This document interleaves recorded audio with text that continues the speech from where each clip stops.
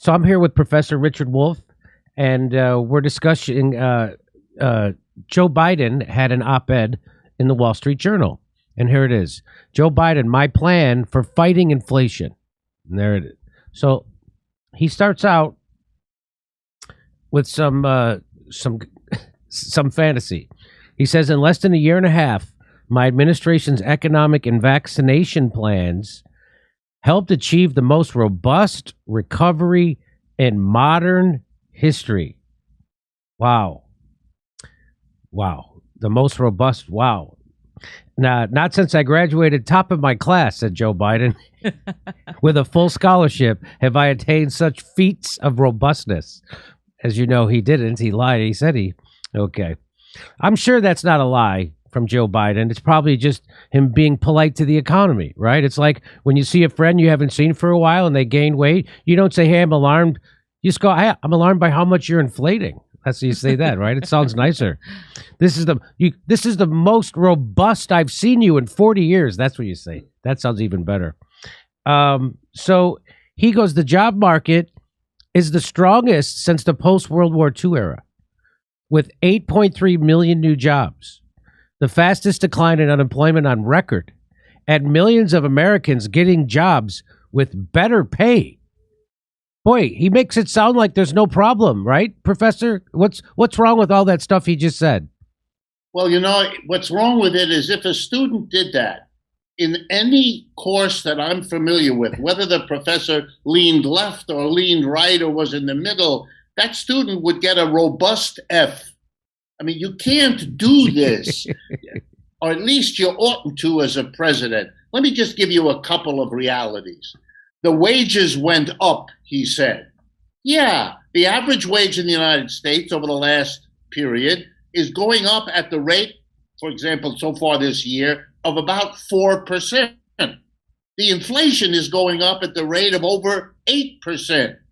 In economics, we teach what the wage means to you depends on the prices you have to pay. An honest statement would say to the American people, I'm very sorry that as your president, I have to preside over a situation in which prices are rising more than twice as fast as your ability to afford them. I mean, to say that the wages went up with leaving the rest of the story out is a level of, I mean, wow, number one. Okay. You know, I mean, I could go on. Well, let's go on to the next slide because all right. He goes on. He says, since I took office, families have increased their savings and have less debt. A recent Federal Reserve report found that a higher percentage of Americans reported feeling financially comfortable at the end of 2021 than at any time since the survey began in 2013. Families have increased their savings and have less debt, but only if your entire family works for Pfizer, I'm pretty sure. And I didn't know that a higher percentage of families were reporting financial comfiness. Does the Fed says that? Is that the same Fed that said inflation shouldn't be a problem? So, absolutely. Yeah. So and let me explain too. In the economics profession, all of us who pay attention to what Americans are feeling do not use the Federal Reserve report. We use the consumer survey that is done all the time, has been going on for decades, done by the University of Michigan.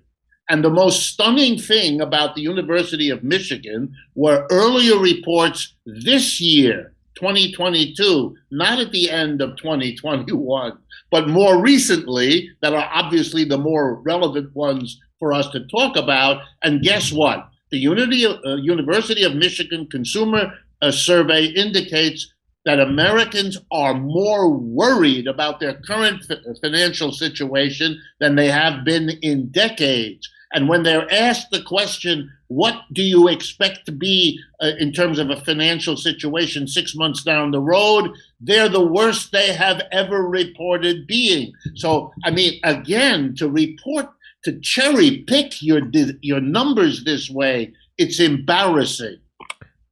He goes on to say business investment is up 20%, and manufacturing jobs are growing at their fastest rate in 30 years. There were more new small business applications in 2021 than in any previous year. So manufacturing jobs are growing at their fastest in 30 years, but mainly it's just, gun manufacturing and fentanyl production. That's what do you say about to that? It's 20% manufacturing and what do you say to that? Well, business investment is up 20%. Up from when? From what? If you're measuring from a year or two ago when we were in the depths of the pandemic, then there was no business investment at all. And being up 20% is miserable because you haven't recovered, number one. Manufacturing, that's the biggest joke. If you take a look at manufacturing in the United States, it's been shrinking for the last 40 years. And it goes down, down. And you know something? Every now and then there's a blip. But it's called a blip on a long-term trend that's going down. Every president, including Obama, Trump, promised that they would reverse the decline of manufacturing. None of them have achieved it. And for Mr. Biden to take a look at some blip of manufacturing and not talk about the long-term trend, which he, as vice president under Obama, also did nothing to stop. Again, this is a game of statistics that's embarrassing to watch. And the last one, new small business applications. Here's the reason for that in 2021. Everybody was unemployed in 2021, and the only thing they could possibly hope for was not a job, but to go out and start mowing other people's lawns and applying for a business application. Americans love to tell the story that small businesses create most of the jobs, the new jobs each year, which is true. But here's the other side of that. Small businesses are where most of the jobs are lost every year. Because being a small business in this country, under the shadow of the power of big business, is a very difficult situation and not something that you turn to look for good news about the economy, because it's never there. So he has a 3-point plan. This Biden now that's all his preamble. Now he goes into a 3-point plan to help fix the inflation problem. And I can't see a plan in there anywhere. So let's go through it and see if the professor sees a plan in there. He says the first thing he's going to do is the Federal Reserve has a primary responsibility to control inflation and also to cause inflation, apparently. He then says, my predecessor demeaned the Fed, and past presidents have sought to influence its decisions inappropriately during periods of elevated inflation. I won't do this. Wow. So he's not going to demean the Fed, which, lowers their self-esteem and their interest rates. Whereas Joe Biden's he's just going to touch them and sniff them uncomfortably. That's what he does. But he goes on to say, I have appointed highly qualified people from both parties to lead that institution. I agree with is it the same? Was that the same hiring qualified people? Is that the same judgment that brought us the singing TikTok speech cop lady? Is that what that was? And then he says, I agree with their assessment that fighting inflation is our top economic challenge right now. So you want to go ahead and go through what he said here? Yes. So let's start with the Federal Reserve as a primary responsibility to control inflation. The Federal Reserve has been with us a little over a century, and it was set up, and everybody has always learned this who studied it, to basically not control an inflation, but to prevent an inflation. The language in the Federal Reserve is to maintain price stability. This is what the Federal Reserve is supposed to do. The fact that we are in an inflation the way we are is an indication that they haven't been able to do their job. It's perfectly reasonable to ask why not and to go into that. But it's not that they are supposed to control inflation. They're supposed to prevent an inflation. That's the first thing. The second thing, my predecessor demeaned the Fed. Well, yeah, your predecessor demeaned virtually everything. So, I don't know why this is all that interesting. Past presidents have sought to influence its decisions inappropriately. I don't know what to say about that either, but I can assure you that the effort of presidents to manipulate the Fed is as old as the Fed. It happens in an elevated inflation. It happens in a non-elevated inflation. Presidents do that because they know that the economic conditions shape the votes in their elections, and therefore they want the Fed to do whatever it is that might help them get a few more votes. The Fed has always been sensitive to all of this, and then you can have a debate about how much the president was able to do. And to say that he appointed highly qualified people from both, I mean, if they were that highly qualified, then we would have to try to understand that the Fed didn't see the crash of 2008 or 9 coming. The Fed wasn't very quick in fixing that one.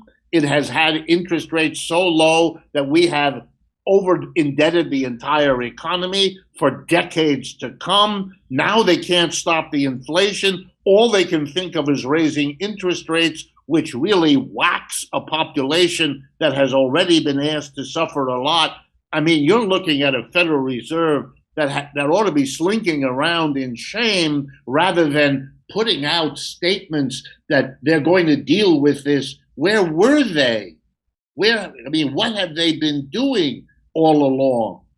They didn't believe that there would be an inflation, so they took none of the steps that might have limited it. And now that it's as big and bad as it is, they're making statements about what they're going to do, but there's no reason to believe them now, as you implied, Jimmy, any more than there was before. And even by their own admission, they haven't understood real well what's going on. So that's his first. He has 3-point plan. That was his first point. Here's his second. He says, second, we need to take every practical step to make things more affordable for families during this moment of economic uncertainty and to boost the productive capacity of our economy over time. That is why I led the largest release from global oil reserves in history. Congress could help right away by passing clean energy tax credits and investments that I have proposed. So don't worry if you're starving right now. Just buy those sweet tax credits. They're going to be coming 6 to 8 weeks after next April if Congress passes my plan, which historically they won't. So it boggles the mind. He led the largest release from global oil reserves. Okay, but we have higher oil prices than before he made the release. I know. Why?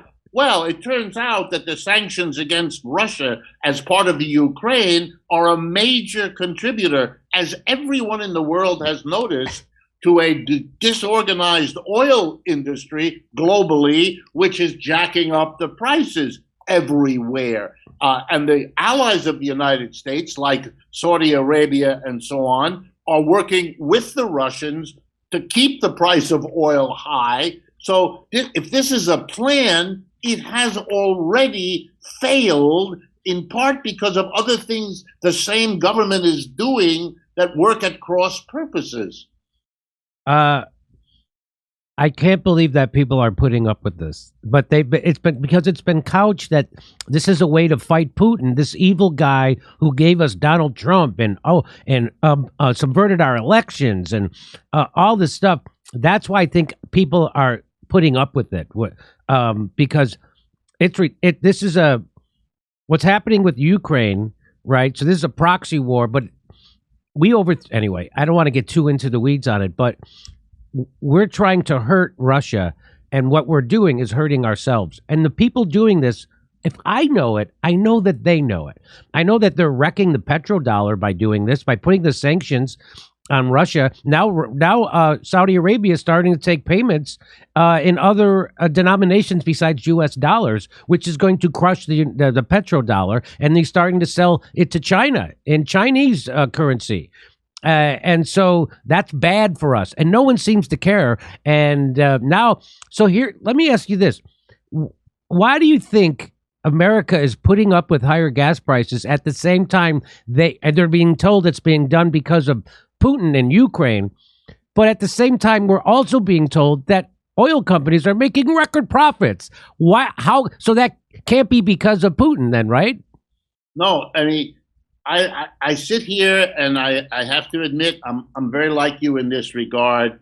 The real question isn't the machinations of the Biden administration or of Mr. Putin or any of the real question is, why do the American people sit and accept this level of make believe, this level of noise, verbiage to cover the reality? They know what they're paying at the gas tank. They know when they fix their car or when they come home stunned by what the groceries at the supermarket cost them this week. They all know. We all know. And we know it's not getting any better. And we know the job situation is terrible. We have a labor movement that's rising up in a way we haven't seen for decades. And we know why that's happening too, as if anyone needed to understand. But you have a society that I guess, and I get this from a French newspaper, they made the analysis, the American people are like that famous deer caught in the headlights of an oncoming car. They know they're in danger, but somehow they're frozen for the moment and don't know which way to turn. So Joe Biden goes on. He says a dozen CEOs of America's largest utility companies told me earlier this year that my plan would reduce the average family's annual utility bills by $500 and accelerate our transition from energy produced by autocrats. So a dozen technocrats told Biden his plan would help transition away from energy from autocrats, and he believes that because he's a Democrat. Right. So it is really, I mean, this kind of a remark, a dozen people told me something. I mean, that's what a person does who doesn't have anything better to offer the people. He's telling them, I have a plan, and they tell me that it's one day going to be real good for you if I do that. I mean, he can't point to anything he's done. My question would be, to go back to the beginning of our conversation, why is there no discussion about a rationing plan or a freeze plan? The pros and cons, let's have the debate. There's lots of people who know about it more than I do, who can come in and talk about the positives, the negatives. We can look at the options, and then we can have a real democratic decision which way to go. We are not limited to raising interest rates, whacking all the debtors of this society, because that's the only thing these people can imagine doing. You know, I wonder to myself, really, are you going to let this inflation play out?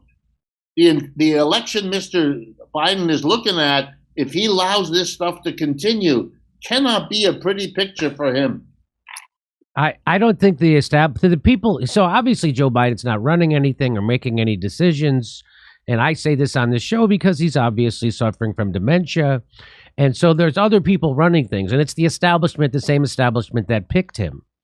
And so they don't care if he gets wiped or if the Democrats get wiped out in the midterms, the people running the show, because that's just more tools to work for the establishment that get elected. It doesn't matter if they're Democrat, Republican, the same shit happens. As I say, there's been one company has won every election since 1980, and it's been Goldman Sachs. And so they've never lost an election, never, ever. So, and so he goes. By the way, Jimmy, yes. one more point. It just so happened that earlier today, a Twitter storm erupted when the head of J.P. Morgan, Jamie Dimon, was asked what he thinks of the condition of the American economy and what's facing us, just to give you an idea. And he gave the answer, and he used the word hurricane. There's an economic hurricane bearing down on us. In other words, whatever you're telling us about Mr. Biden's plan, it bears no resemblance to what the big banks are gearing up to, both in terms of how to prepare themselves and how to try to make money off the hurricane they see coming. It's scary to me. So he goes on. He says we can also, here's some more garbage. He says we can also reduce the cost of everyday goods by fixing broken supply chains, improving infrastructure, and cracking down on the exorbitant fees that foreign ocean freight companies charge to move products. None of that stuff he's going to do. None of that stuff he has a plan to do, or else he would tell you what the plan is. He's just saying we need more good things and less bad things. That's what he's saying in that. And then he goes on and says, my housing supply action plan will make housing more affordable by building more than 1 million more units, closing the housing shortfall in the next 5 years. And don't worry, none of that housing will be built in wealthy, liberal-leaning areas, or built at all, probably, if I'm being honest, which I'm not. I mean, for example, the ocean freight companies. Ocean freight is a chaos right now because the entire global economy has been shaken by these sanctions that come out of that war. Not by the war, by the way, because its impact isn't so big, but by the sanctions that came as a result of it. And therefore, these freight companies are being asked to change everything, their patterns, their harbors, their maintenance program, and they're charging the money to pay the cost of all of that. You're not going to undo that. They're not going to function if they can't do that. And again, you're right. He's just talking and fix a broken supply chain. If corporations are able to raise their prices and make more profits, not only will they not fix the supply chains, they'll understand that a broken supply chain is a very good news if you can jack up your price as a result, which is exactly what many of them are doing. And Mr. Biden's speeches is not going to persuade them to do otherwise. So he's almost done talking. He says we can reduce the price of prescription drugs by giving Medicare the power to negotiate with pharmaceutical companies and capping the cost of insulin. And we can lower the cost of child and elder care to help parents get back to work. Also, we can do the thing that I already promised to do, but we didn't do because we're not going to do it. He's been promising to do that shit since he started running, and they're not doing any of it. Absolutely, and his predecessors, many of them promised it, and they couldn't achieve it. And he's not giving us a single reason how or why now he's going to do it. And to say, if I may add one thing, that he has all this faith in the Federal Reserve and he's going to let them do their work. I mean, they didn't prevent any of this, which they're supposed to. And they haven't been real good at controlling it either. Where then does the faith come from? Well, it sure smells like he wants to focus on them so that maybe he can blame them later rather than take the responsibility. But then we're back to what Republicans and Democrats specialize in, which is blaming each other and hoping nobody pays attention that they blame each other for what both of them do. And so those are the first two. So here's his final here's the third thing he's going to do. This is it, to fix inflation. He says, third, we need to keep reducing the federal deficit, which will help ease price pressures. And how do you reduce that deficit? You send more money to Ukraine.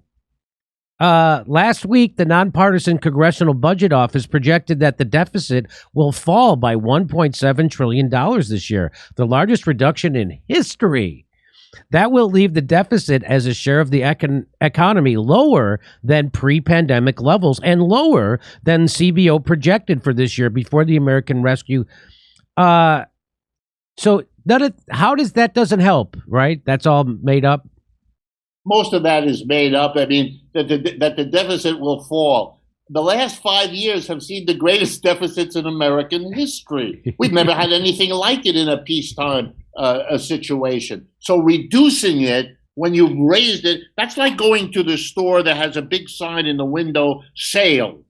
Everything reduced 20%. And you go in and you remember that a week before the sale, the prices were half of what they are now. So when you take the 20% off, you're still paying more than you did before. That's what these numbers are like. This is kind of flim-flam economics. It has nothing to do with the underlying reality. And you have to show whether the federal deficit being reduced, how will it be reduced? Without knowing that, you don't know that it'll ease price pressures. It might have the opposite effect. And lastly, he says, my plan would reduce the deficit even more by making common sense reforms to the tax code. The Internal Revenue Service should have the resources to collect taxes that Americans already owe. We should level the international taxation playing field so companies no longer have an incentive to shift jobs and profits overseas. And we should end the outrageous unfairness in the tax code that allows a billionaire to pay lower rates than a teacher or a fire. This is called platitudes. This is just talking. He said we should be doing good things and less bad things, and everything should be fairer, and everybody. But he's got no plans to do any of this, and he's been in power for 2 years or whatever, and they have complete control of government. The Democrats, his party, and they're not doing any of this. In fact, they're the ones creating this problem. And they've been campaigning on this over and over again, leaving us with the question: why do the American people allow this theater, because that's what it is. That's what it is. This political theater to continue? It's bad enough when you're limping along, but we're not limping along. Our economy is in very deep trouble. I hate to say it, but I think J.P. Morgan's Jamie Dimon is right. We are in a storm of economic difficulty. It's accumulated for a long time. We haven't addressed it. Trump didn't. Biden isn't. The people before them didn't either. And eventually this is going to catch up. It already is. And then more and more of people are going to see that this verbiage is way too little and way too late. Hey, we're doing stand-up comedy in Irvine, California, Las Vegas, San Diego, Salt Lake City, Indianapolis, Louisville, all over the place. Go to jimmydorecomedy.com for a link for tickets.